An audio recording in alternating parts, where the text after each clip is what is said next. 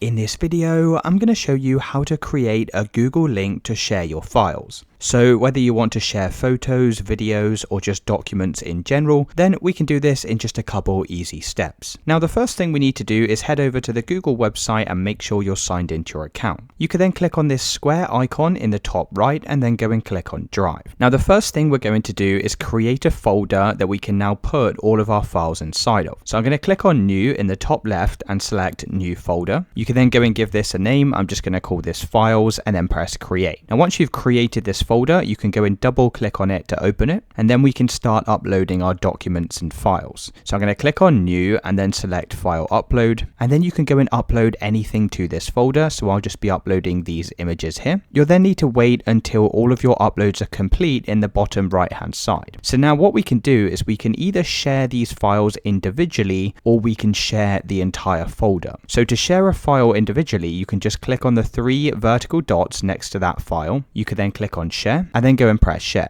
Now where it says restricted underneath general access, you need to go and change this to anyone with the link. You can then go and set the permissions of what you want this person to be able to do with your file. So you can decide to make them a viewer, in which case they can just go and view and download your file, or you can select editor, and if this is a document, they can go and make changes and edit the document as well. Now I'm just going to keep mine set to viewer, and then we can go and press copy link and then press done. Then all you need to do is go and send that link to whoever you want to access this specific file. Now you can also share the entire folder as well, and that means this person will have access to all of these files in this folder. So if you go and click on your folder name at the top, you can then press share, you can then click on share again, and then you can just go through the same steps in order to share the folder. And it's really as simple as that, guys. Let me know in the comments if you found this video helpful.